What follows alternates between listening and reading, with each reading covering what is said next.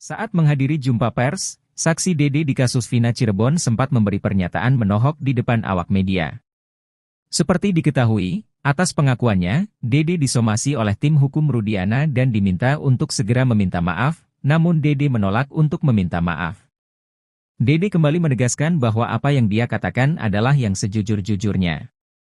Bahkan Dede pun mengaku berani bersumpah, termasuk sumpah pocong yang disebut Deddy Mulyadi.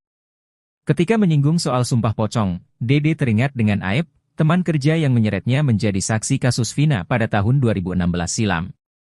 Dia pun nampak berniat mengajak Aep untuk sumpah pocong dengannya, namun Aep masih menghilang seusai kasus viral. Deddy Mulyadi mengatakan bahwa Aep kemungkinan ada yang melindungi.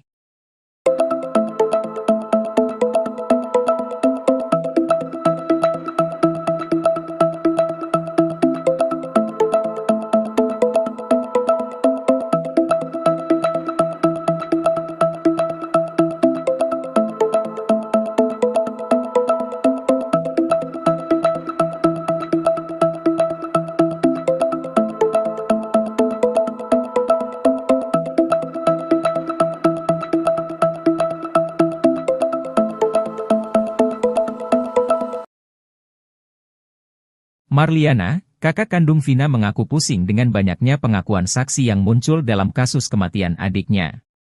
Marliana menyoroti saksi-saksi yang memberi pernyataan sehingga kasus Vina Cirebon tak kunjung menemui jalan terang. Aep, Mel, Suroto, Liga Akbar, dan lainnya menjadi orang yang vokal memberi keterangan dalam kasus Vina Cirebon. Belum tuntas kebohongan Aep, kini muncul lagi pengakuan Dede. Dede mengaku memberi keterangan palsu di kasus Vina Cirebon pada tahun 2016 silam. Dede terpaksa berbohong karena disuruh Aep dan Ibtu Rudiana. Pengakuan Dede itu membuat Marliana terkejut.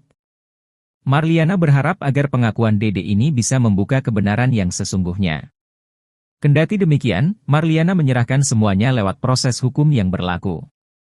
Marliana pun berharap pelaku pembunuhan Vina dan Eki segera tertangkap. Sementara itu, Dede, saksi kasus pembunuhan Vina dan Eki di Cirebon pada 2016 memberikan kesaksian palsu karena merasa takut berhadapan dengan Ibtu Rudiana. Hal itu disampaikan kuasa hukum Dede, Asido Huta Barat, saat menjelaskan motif kliennya memberikan kesaksian palsu untuk kasus pembunuhan Vina dan Eki. Menurut Asido, Dede datang ke Polres Cirebon dan bertemu dengan Rudiana karena diajak oleh Aep.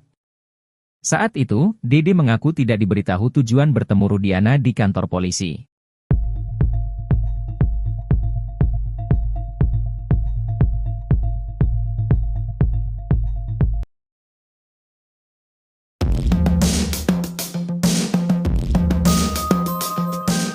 Dede Riswanto berani mengungkap kebohongan Ibtu Rudiana dan Aep di kasus Vina Cirebon, ternyata bukan tanpa alasan.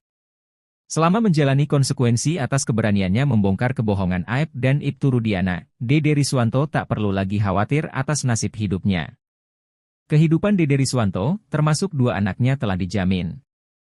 Kini Dede Riswanto membulatkan tekadnya untuk muncul membongkar semua kebohongan Aep dan Ibtu Rudiana di kasus Vina Cirebon. Deddy Mulyadi bahkan menjamin pekerjaan Dede Riswanto setelah kasus Vina Cirebon selesai.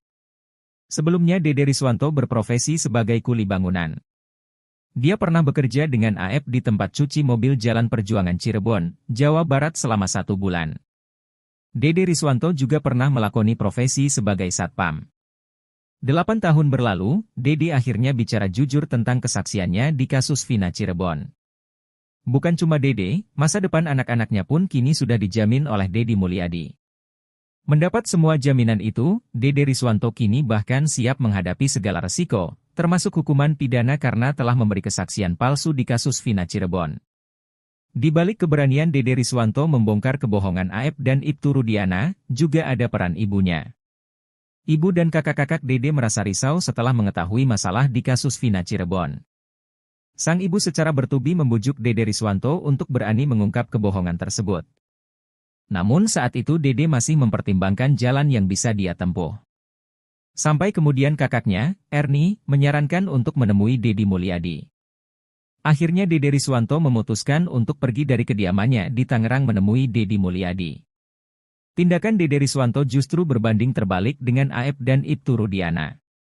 Deddy Mulyadi mengaku sejak awal dia mendorong AF untuk bicara jujur. Mulai dari bicara langsung hingga meminta bantuan orang-orang di sekeliling untuk membujuk AF. Namun usaha Demul tak berbuah hasil. Kini bahkan keberadaan AF tak diketahui juntrungannya.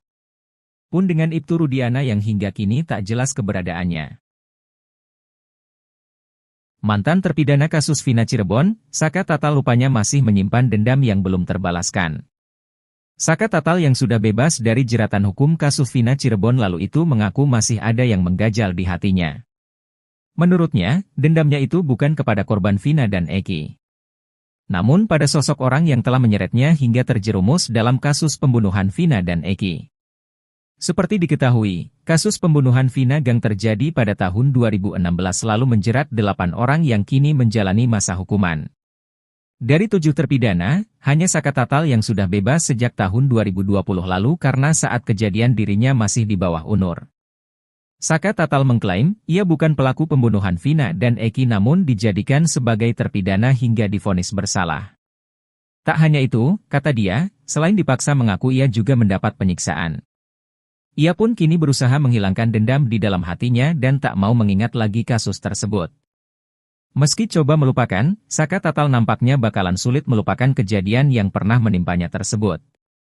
Sebab, saat ini ia telah mengajukan peninjauan kembali, PK, atas kasus yang dialaminya 8 tahun silam. Saka Tatal kini kembali ke ruangan sidang untuk mengikuti sidang PK yang diajukannya.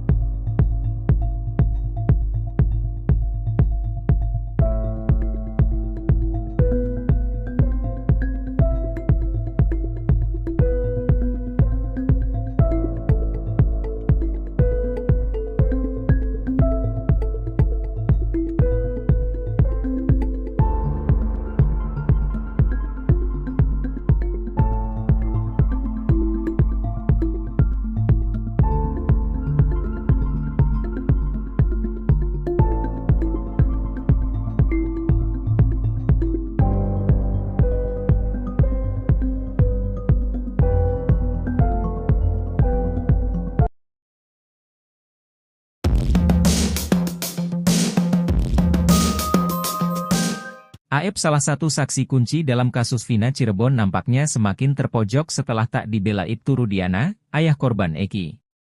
Hal ini merupakan buntut dari pengakuan Dede teman AF yang mengaku memberikan kesaksian palsu di tahun 2016 lalu saat Vina dan Eki tewas. Bahkan, Dede mengaku saat itu ia diperintahkan oleh AF dan Ibtu Rudiana untuk memberikan keterangan palsu di kepolisian. Kini Dede pun disomasi oleh Ibtu Rudiana lewat kuasa hukumnya setelah membuat pernyataan di akun YouTube Kang Deddy Mulyadi. Bukan hanya Dede, Ibtu Rudiana juga melayangkan somasi kepada Deddy Mulyadi dan Liga Akbar. Salah satu kuasa hukum Ibtu Rudiana, Pitra Romadoni menjelaskan, pihaknya melayangkan somasi terbuka kepada Dede, Deddy Mulyadi dan Liga Akbar. Pitra Romadoni menyebut, jika kliennya telah difitnah dituduh telah merekaya kasus Vina yang kini menjadi sorotan publik. Menurutnya, pertemuan Ibtu Rudiana dengan AF dan Dede baru terjadi pada tanggal 31 Agustus 2016. Sebab, saat itu kliennya ingin mencari kebenaran kematian anaknya dan Vina karena laporan awal kecelakaan lalu lintas. Di sanalah Ibtu Rudiana bertemu dengan AF dan Dede. Ibtu Rudiana pun bertanya ke AF dan Dede apakah pernah melihat ada peristiwa pada tanggal 27 Agustus lakalantas di sini. Kemudian Dede menyampaikan kepada Ibtu Rudiana, dia melihat adanya aksi kejar-kejaran antara para terpidana ini dengan korban. AF pun nampaknya semakin terpojok lantaran tak dibela oleh Ibtu Rudiana. Sebab, Pitra menyampaikan jika Ibtu Rudiana menerima informasi tersebut dari AF dan Dede.